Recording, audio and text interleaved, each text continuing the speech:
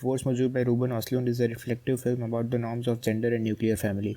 Its 2020 Americanized adaptation Downhill, however, feels like a Will Ferrell vacation comedy. I love my family. Every day is all we have! Downhill does many things wrong, like superficially representing the themes of force majeure, treating its audience dumb, This is for our boys, for how they see you. and casting Will Ferrell in this role. Who thought this was a good idea? Anyway, the gripe I have with Downhill is about its form, its presentation, how it tells the story. You see, Force Majeure is an introspective film. It asks questions that are difficult to answer. It has themes that are centered around the norms of gender and nuclear family, and the film consistently wants you to think about the status quo regarding this theme, and the filmmaking helps push that idea. Force Majeure follows the style of slow cinema, which emphasizes long takes, objective framing, and lingering shots, all of which give the audience breathing room to think, reflect, and be an active participant. Downhill does not have these breathing moments, so see the runtime. Let's compare two same scenes from both the films to see if their presentation, the form, supports what they want to show, the function. The family is having lunch on the deck of a restaurant when an avalanche sets off. At first they think it's a controlled avalanche, but it quickly approaches and it seems it's about to hit them. In panic, the father picks up the phone and runs away, leaving behind the wife and two kids. Let's see how both these films depict the event.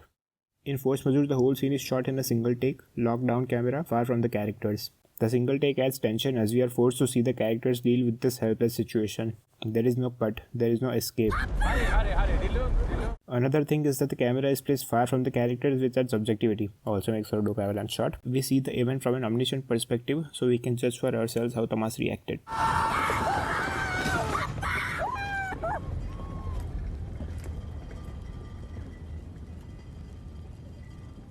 In Downhill, it is shot very traditionally, close-ups, handheld, and multiple cuts.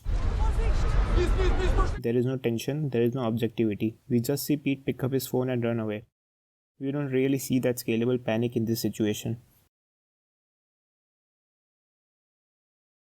The same applies to another scene when they are having dinner with some friends and the mother wants to confront the father about his actions, which it seems he had been avoiding.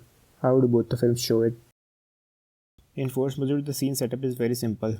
The cameras are still and are from the perspective of the couple on either side of the table, and there are long takes that make their conversation uncomfortable and awkward. No, I did not. No. Come on. No. I did Run not. away from the table. What? No, I did not. Something that I wanted to do, and I have been trying to do in all my previous films, is to let scenes be a bit longer than they usually are. I think we tend to be a little bit too efficient when we are making movies, and when we have like a small cast and not too many situations, we can stay in the scene, stay a bit longer, make these awkward moments with silence. The scene is successfully able to do its job. We empathize with Ebba as she tries to understand why Thomas won't admit what he did. In Downhill, the setup is different. There are so many cuts and angles, we don't really see the tension or awkwardness. So it's been a lot. So we came here. And that's why we're here. So let's just be here. Okay. He's still here. He's still here. He's still here. My father was a travel agent. It is given the treatment of a comedy. The filmmakers don't let the scene happen, like in Force Majeure. They mess with it. Constantly cutting does create tension, like we saw in the case of Mad Max Fury Road and Uncut Gems, but that's generally in the case of external conflicts. Here it's about the character's internal conflicts. How do you best show internal conflict?